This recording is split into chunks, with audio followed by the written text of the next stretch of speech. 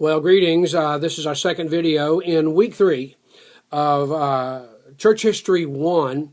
We're dealing with chapters 6, 7, and 8 of your text from Bruce Shelley, Church History in Plain Language. And I want to deal in this video with just an incredibly interesting concept of the episcopacy in the early church. Now, for me personally, I just find this to be fascinating. We have 3 concepts that became important in the 2nd and 3rd century. Those 3 concepts are canon, the canonization of Scripture. I've already done a video on that. Number 2, the development of creeds, particularly baptismal creeds. Later on, we have the Apostles' Creed and then the Nicene Creed. Now, next week, in week 4, we'll talk about Nicaea and what took place there, the need for creeds. But in this video, I want to talk about the rise of that which we call the Episcopacy. What took place, why did it happen, and what does it mean to us? The Episcopacy, or the bishop ministry in the church. Now, here's what we have. There's a transition that takes place, and there are no real clear answers as to why this transition took place, but let me explain it to you as best I can. In the early church, according to the writings of Paul and of the book of Acts, Ephesians 4:11, we have that which is called, we generally call it the fivefold ministry that was leading the church. What is the fivefold ministry? Apostles, prophets, evangelists, pastors, and teachers. The church is built upon the foundation of the apostles and the prophets. That's the early church, and we believe that. So now, well, let's fast forward to about 110 A.D.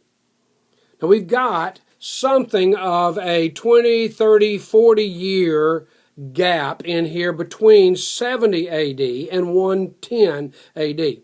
When was the last New Testament book, which we believe is the book of Revelation, when was it written? Well, perhaps 80, 90 A.D. at latest.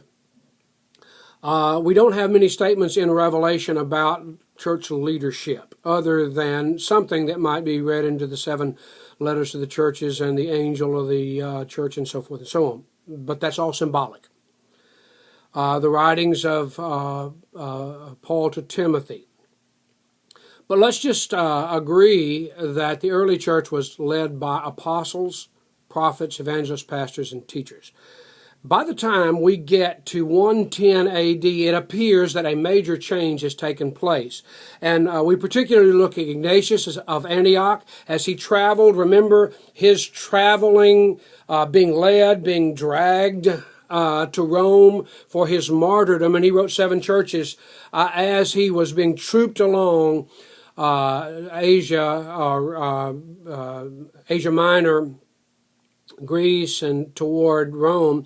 And in those letters, and at that time, we find that he was considered, Ignatius was considered to be the bishop of Antioch.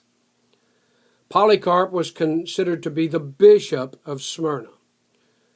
So we have a transition. And the literature between 70 A.D. and 110 A.D. is scant. We have almost nothing. But this we know that from 110 on, the leader of the church, the leaders of the church, the highest level of leadership within the church was something called the bishop.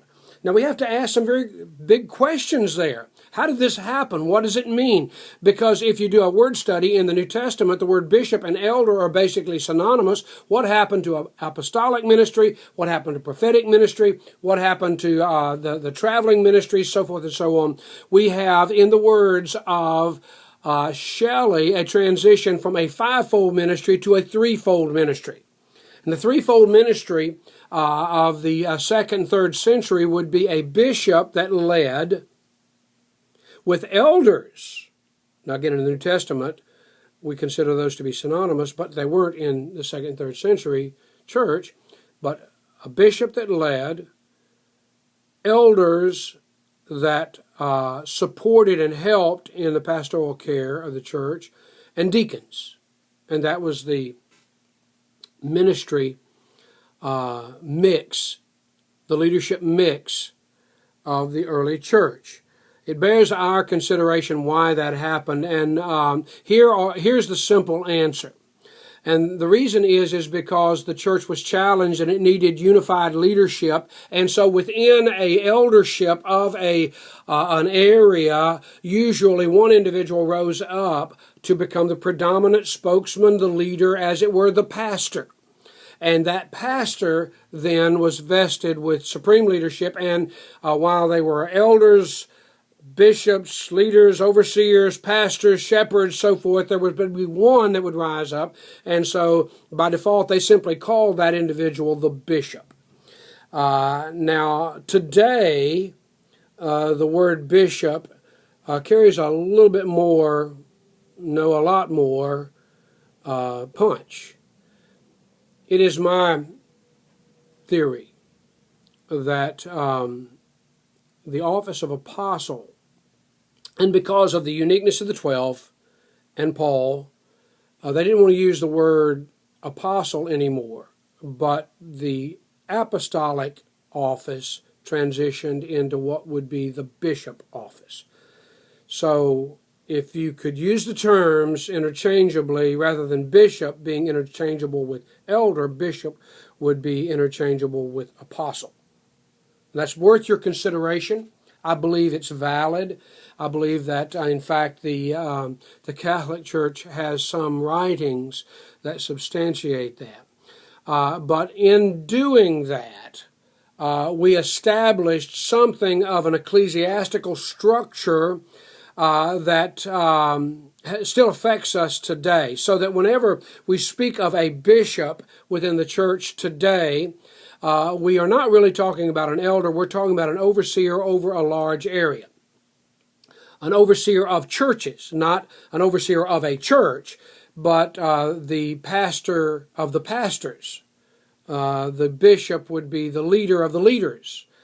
And we see that transition in the 2nd and 3rd century, particularly in Ignatius, Irenaeus, Cyprian, all the other pre-Nicene fathers began to describe the bishop office in such terms. Another aspect of this that bears our consideration, and it has to do with two things. Number one, there is the biblical norm, but number two, there is the practical necessity.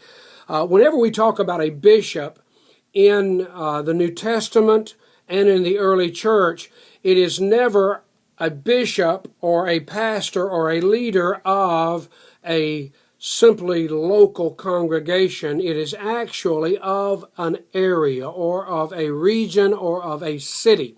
In other words, it's geographic in nature. So we think of Ignatius of Antioch, Polycarp of Smyrna, Clement of Rome, Clement of Alexandria, Tertullian of Carthage.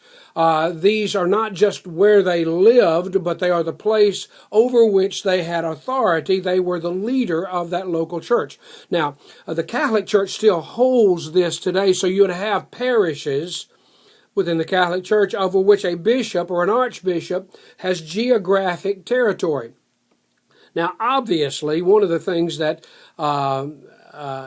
comes with that is something of a melding of church and state that was the medieval church. Now, we obviously don't believe that today because we believe in separation of church and state in terms of a geography. To be an American is not to be a particular religion. Back in those days, to be an Italian, after Constantine at least, was to be a Catholic. In the days of Luther and the Reformation, to be a German was to be a Lutheran, so forth. We believe in the separation of church and state insofar as religious freedom is concerned. But in the early church, and of course they weren't seeing the melding of church and state in the sense of Rome at that point, but they would see that for a geographic area, there would be one leader of that church. Under that one leader, that bishop, there would be many house churches. They didn't have buildings. There were house churches maybe hundreds of house churches. And we do know from history that in Rome, during the time of Clement of Rome, which is around 100 A.D., there were literally hundreds of house churches, each of which had a presbyter or elder with a bishop ruling over all of them, having oversight. Now, last thing I want to just say about the whole bishop thing in the 2nd and 3rd century, which again bears your consideration, and Shelley deals with this, is the need for unity and authority and the ability to combat heresy. And so the bishop was vested with such authority and therefore had the ability to enact church discipline. It was not a situation with the growth of the church. There had to be some means of unity. We would call that today more likely apostolic oversight, apostolic and prophetic oversight that brought unity among a network of churches. But back then they called it a bishop, and that bishop then had the ability to keep the churches moving in a uniform direction, to guard against heresy. And not only that, those bishops then could relate with each other across broad geographic areas. So the office of the bishop was necessary for church unity and for church discipline. There were mistakes that were obviously made. They were hammering this thing out in the 2nd and 3rd century, and when it came to church discipline, they were faced with the challenges of accepting people back into the church who had fallen, so forth and so on. Thank God for what they did. Thank God for the battle that they fought in their day to lay hold of truth and to apply it. May we do the same in our day. God bless you in your studies.